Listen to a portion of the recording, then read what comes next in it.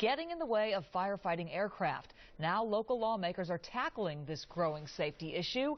Eyewitness News reporter Sid Garcia is live in Griffith Park to tell us what's being done to begin to regulate these unmanned aircraft. Sid. Local lawmakers are trying to make it stricter for drone operators to use them. They're not trying to ground them, but basically they're working on legislation to keep drone operators from using their devices to keep them away from first responders during emergency situations. Drones grounded the aerial assault for nearly half an hour during the North Fire in the Cajon Pass last month. That's one of the vivid examples federal, state, and local officials are using to fast-track legislation for stricter guidelines on drone use.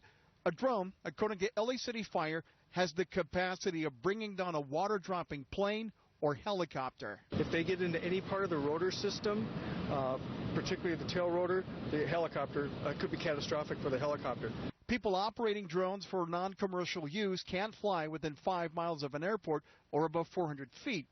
Now State Assemblyman Mike Gatto wants to give first responders the power to bring drones down if they interfere with emergency operations. We're talking things like water cannons, perhaps dropping a blanket on it from another thing, using a beanbag gun. They have a lot of things at their disposal to take out those offending drones, including jamming it, which would then cause it to crash. Congressman Adam Schiff of Burbank also wants the FAA to require non-commercial drones to have software that would keep them away from high air traffic areas like airports. Drone makers are already incorporating that help erect geo-fences, virtual fences, where the drones can't go too close to an airport. And I'd love to see if we can improve that technology so that they don't fly near wildfires either. There's a no-fly zone programmed into the software that doesn't allow you to fly within 5 miles of an airport, which I think is fantastic. And they are always releasing new firmware updates that include new and safer no-fly zones. Let me share these numbers with you. This is from the FAA. Through August 9th of this year, it's received 650 reports of drone sightings by pilots. In all of last year, the FAA says it received 238.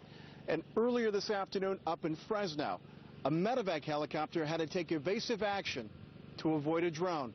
Another reason why lawmakers say they want to fast-track their legislation to restrict the areas where these drones can fly. Live in Griffith Park, Sid Garcia, ABC 7 Eyewitness News. Okay, Sid, thank you.